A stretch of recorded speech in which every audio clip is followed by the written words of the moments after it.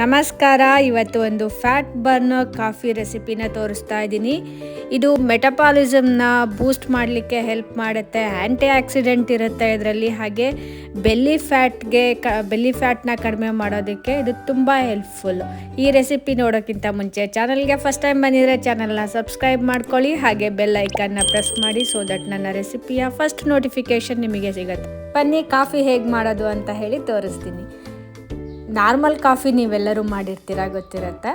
ಆದರೆ ಇದು special coffee. ಇದಕ್ಕೆ 2 ಗ್ಲಾಸಷ್ಟು ನೀರನ್ನ ಕುದಿಲಿಕ್ಕಿಟ್ಟು ಅದಕ್ಕೆ ಒಂದು ಸಣ್ಣ ಪೀಸ್ ಚಕ್ಕೆ, ಒಂದು 5 ರಿಂದ 6 ಕಾಳುಮೆಣಸು, 2 ಲವಂಗ, ಹಾಗೆ 2 ಏಲಕ್ಕಿ ಇಷ್ಟನ್ನು ಹಾಕಿ ಲಿಡ್ ಕ್ಲೋಸ್ ಮಾಡಿ ಸ್ವಲ್ಪ ಹೊತ್ತು ಕುದಿಲಿಕ್ಕೆ ಬಿಡಿ. ಇದು 2 ಗ್ಲಾಸಷ್ಟು ನೀರು ಕುದ್ದು 1 ಗ್ಲಾಸ್ ಆಗುವಾಗ ಅದಕ್ಕೆ ನಾವು ಸ್ವಲ್ಪ ಒಂದು ಅರ್ಧ ಸ್ಪೂನಷ್ಟು ಕಾಫಿ ಪುಡಿನ ಹಾಕಿ ಇನ್ನೊಂದು 1 ನಿಮಿಷ 2 ನಿಮಿಷ ಕುದಿಸಿದ್ರೆ ಸಾಕಾಗತ್ತೆ.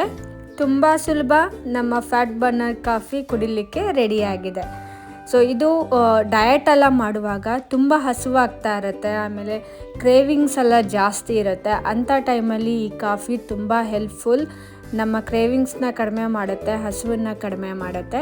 ಇದನ್ನು ದಿನದಲ್ಲಿ 2 ಸಲ ಮಾತ್ರ, ಅಂದರೆ 2 ಕಪ್ ಮಾತ್ರ ಕುಡಿದ್ರೆ ಸಾಕು. ಅದಕ್ಕಿಂತ ಜಾಸ್ತಿ ಕುಡಿಯೋದು ಬೇಡ. ನಾರ್ಮಲ್ ಕಾಫಿಗಿಂತ ಇದ್ರ ಟೇಸ್ಟು ತುಂಬ ಡಿಫ್ರೆಂಟ್ ಆಗಿರುತ್ತೆ, ರಿಫ್ರೆಶಿಂಗ್ ಆಗಿರುತ್ತೆ. ನನಗಂತೂ ತುಂಬ ಇಷ್ಟ ಆಯಿತು.